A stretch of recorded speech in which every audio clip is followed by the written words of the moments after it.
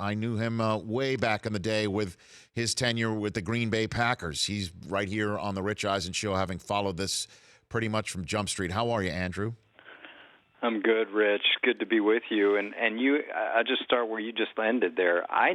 All these years, especially since the case, I was sitting there in the Supreme Court in December, I wondered this question: do the NFL, NBA, et cetera, want to win this case, or do they want to lose this case? Because we are now in a new age where gambling is on the table, and that presents tremendous revenue opportunities for these leagues.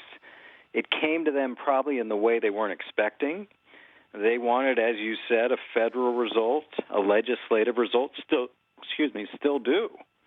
But the feds or the legislature's not going to get involved now. This is going to be a patchwork, and it's something they've got to get a handle on. Despite wanting to dictate their terms on how gambling comes in, it's now being dictated to them by the Supreme Court and by the states.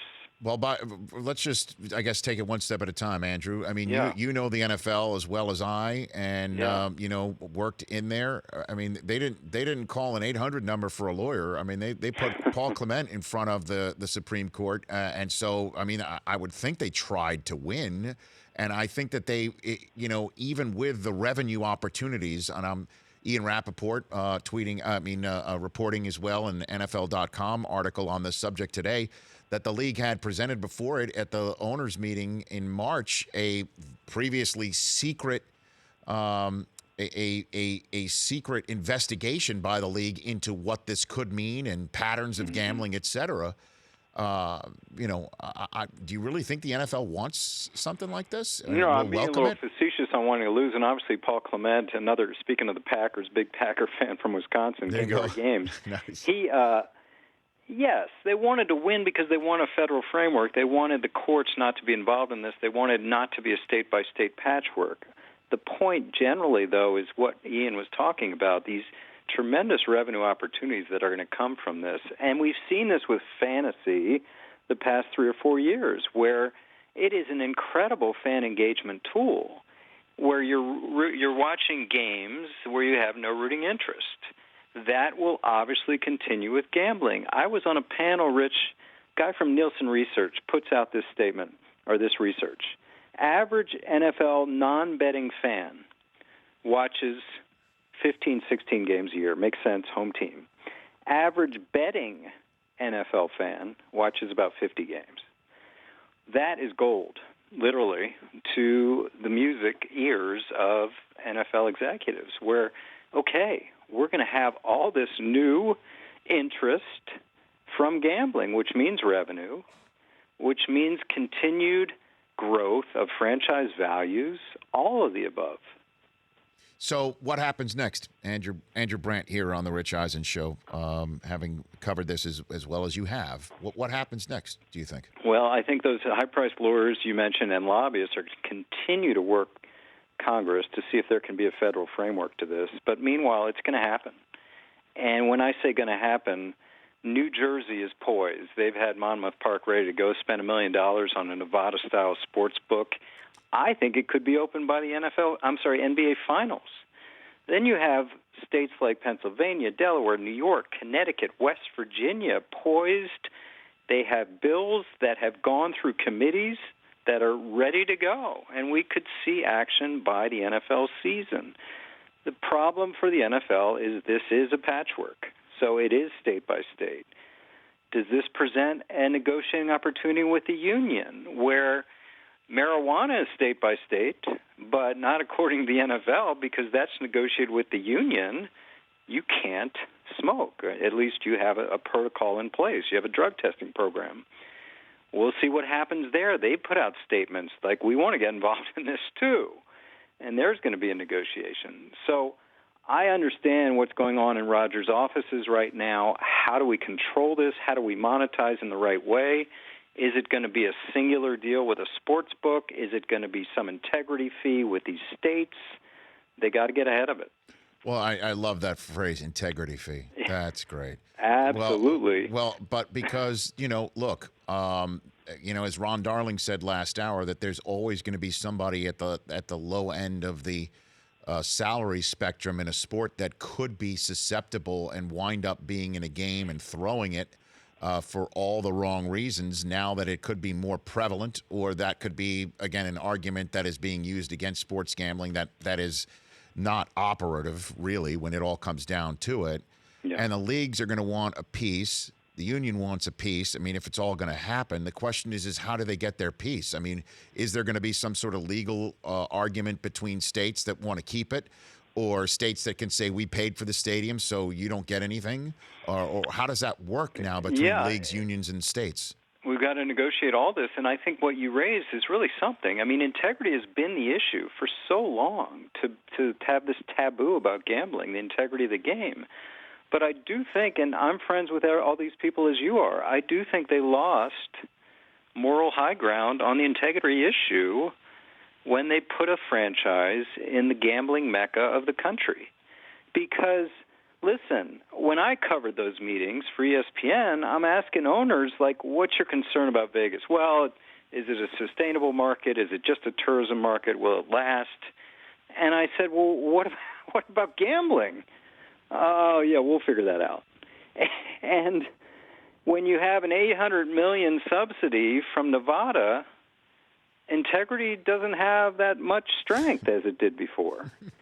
So that's where we are. I don't know how they're going to continue to have this. Listen, Roger is the conduct commissioner. He has made morality a big part of his tenure. Owners, not that they're immoral, but they seek the revenues. And when we talk about engaging young viewers, they're going to look for new ways. And imagine the possibilities with in-game betting and all the mobile applications. So here we are. What if the state of New Jersey wants to put one of their newfangled sports betting parlors inside MetLife, Andrew? Nothing from the Supreme Court decision today would say that's a problem. I mean, unless the Giants and Jets personally own it, right? Wasn't that private dollars? I'm correct. Just going through my head. So they're well, it was a public-private partnership, so that's a good question. I don't know exactly where that would land. Let's just say that there is a publicly owned stadium somewhere in the National Football League, and that state decides to have sports gambling. Can they go ahead and just put a sports parlor, or allow the Wi-Fi app in their state to have connectivity within that stadium? I would think that's all there right now.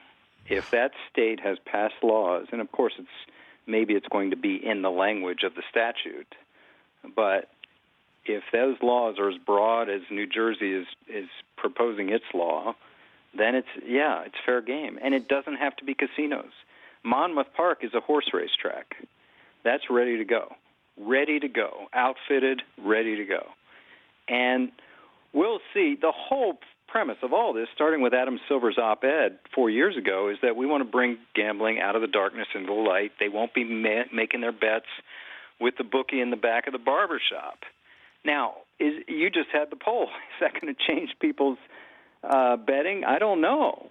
But, we are at this place right now where the stigma about gambling is diminishing. Last one for you, Andrew. From your tenure with the Green Bay Packers and knowing that front office as you do, the Aaron Rodgers conversation with his contract, what's that about right now? What do you think? I think they're into it, and that sort of gets away any of this noise that was out there earlier about he's unhappy because they lost Jordy and the coach. If he was truly unhappy, they wouldn't be negotiating as they are. And now Matt Ryan gives a fresh data point, $30 million a year. I would think it would exceed that, although Aaron has 2 years left and Matt had 1 year left. But they're in it.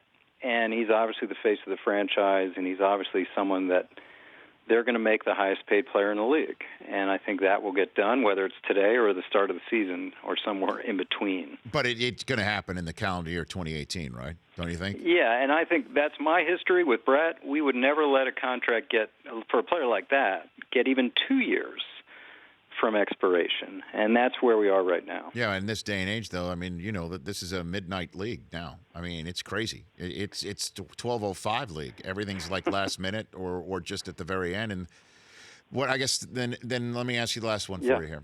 The collective bargaining agreement coming up. How much does this ruling complicate things? Is there now 3 years out, I guess, of the of the next collective bargaining agreement? How much does today's complicate things, or maybe bring these two sides together in a way? Well, I think it has to bring together in terms of a discussion.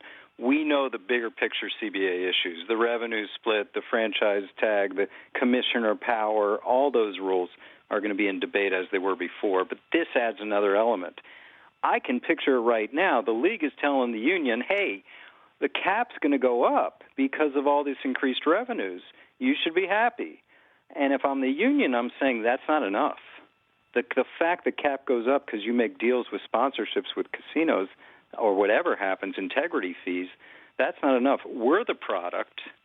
We're generating this added revenue. We should get more. So we have another issue. And I think in light of Ray Rice, the domestic violence conversation, this should bring them together. Now, they haven't had a great history, a lot of lack of trust there, but this should bring something out of this. And don't you think all the sports unions with all the leagues are going to have the same conversation? And is it possible that they could all unionize or band together to have that in one voice? I mean, this Absolutely. is crazy. And I think whoever goes first becomes a model. Now, the best relationship seems to be Adam Silver and Michelle Roberts. Maybe that becomes a model if they're able to get something done on some way of sharing revenues besides just telling the players, hey, the cap's going to go up.